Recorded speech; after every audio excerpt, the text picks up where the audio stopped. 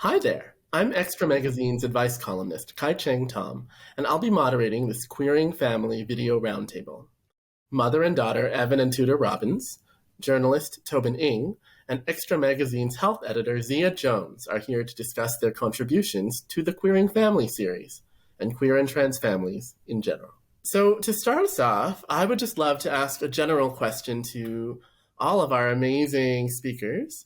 What has being queer taught you about family? So for me, being queer has taught me that family can be really fluid, not just in the sense of family can expand beyond your biological family, but also the people who make up your family can change over time. And I found that being queer gave me a lot of peace with that.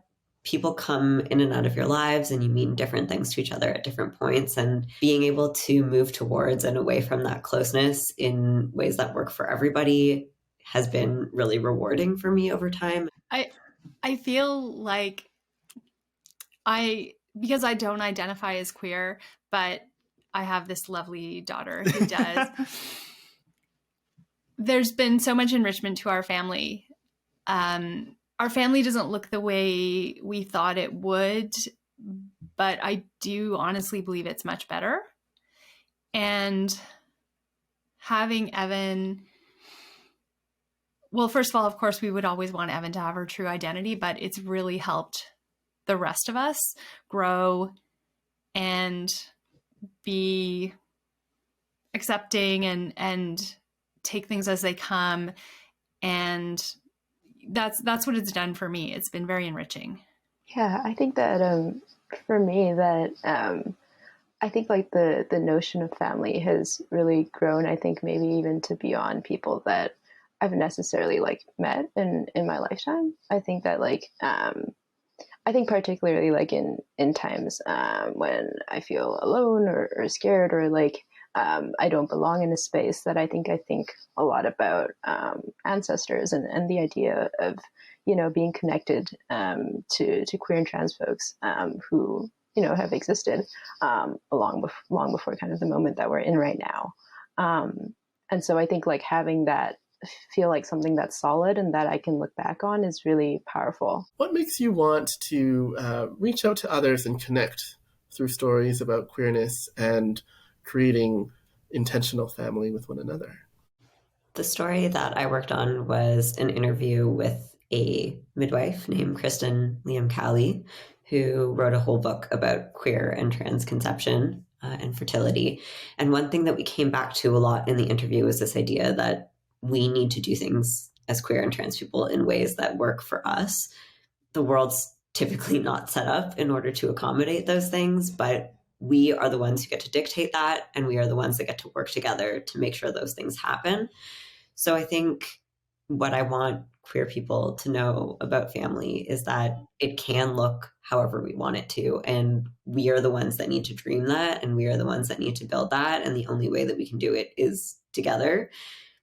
But it is possible. And I think that I just want people to not be discouraged from having whatever life it is that they dream of, whether that be their apartment with their art and their 3 cats and their girlfriend, or, you know, their commune with their 17 different trans friends, or, you know, whatever that thing is.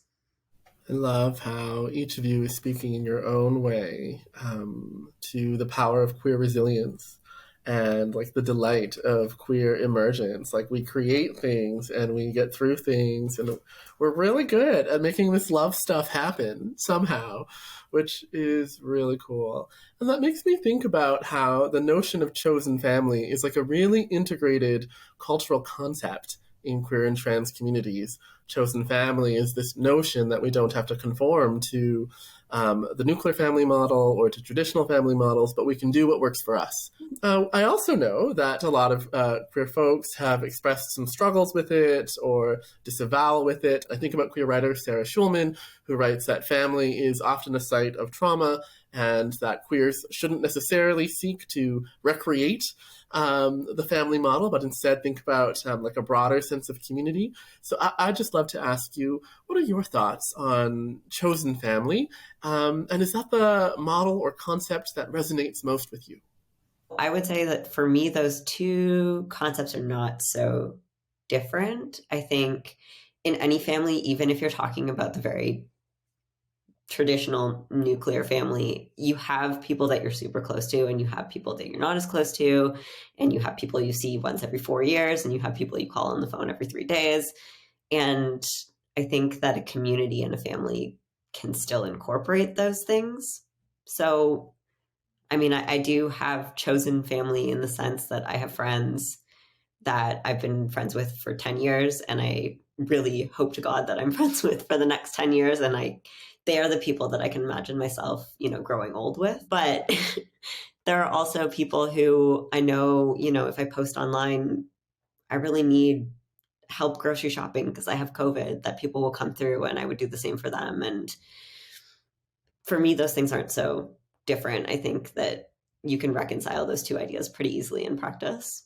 Yeah, I think that like for a long time I felt like I felt like the ideal was like having like a gaggle, like just having like a group of like queer and trans friends who like would all know each other, and like we would be in like a great group. And I think realizing that that family can come in different ways, and that like it isn't always kind of a cohesive kind of unit in the way that you might think of it is, was really freeing. Evan and Tudor, I know that your situation is maybe like a little bit different in the sense that you're here together as biological family, but I'm also curious to hear, what are your thoughts on chosen family, and how does this concept integrate or not with the way that you do things?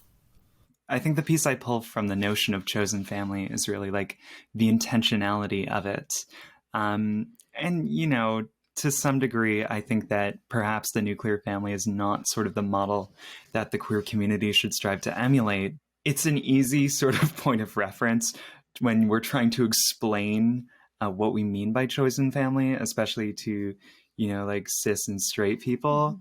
But definitely for me, it's like the deliberateness with which we choose and curate those who we consider family is a very essential part of it to me. I mean, family is a relationship, and all relationships need work. And I think the second you find yourself just sort of coasting along on the notion of, we have to stick together purely because we're family, whatever that means, you're maybe not putting your whole heart into it. Because I think that idea of like family and the sort of blood is thicker than water notions that go alongside it to do a lot of heavy lifting, and not all of that is always towards the best of outcomes.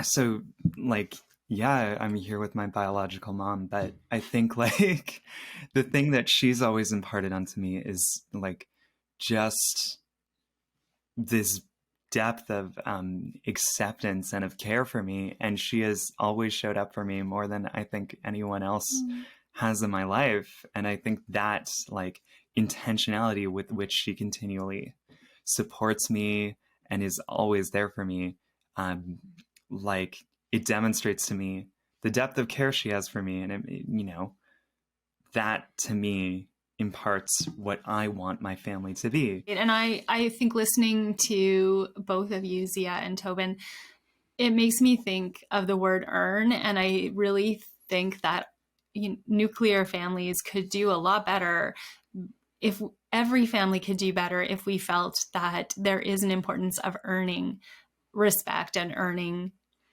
It's kind of not a popular thing to say, to earn love, but I think to put the effort in and to earn the relationship that you want is really important. And I also think all the times that I feel most strongly our family bonds are really about shared experience. So when we're having a moment, when we're in the car or when we're at the dinner table and there's a lot of inside jokes, or there's a lot of ribbing each other or giving each other a hard time for things we know about each other. And so those are the things that make me feel, yes, I'm sitting with my family. And so it makes complete sense to me that 17 trans people in a commune would have those shared experiences. Who better to have shared experiences? I really like the idea of earning, and I feel like that really resonates with my experience as like a self-identified dyke. I'm thinking of like so many people stay friends with their exes after they've broken up for years and years and years. And that really, to me, feels like an earning situation. Like there are lots of people in my life who I've broken up with, and maybe we've taken space and time away from each other because we needed that. But somehow we came back together and we worked together to make that happen. And I think that's like one of the queerest forms of like choosing and earning, I think, in my personal experience.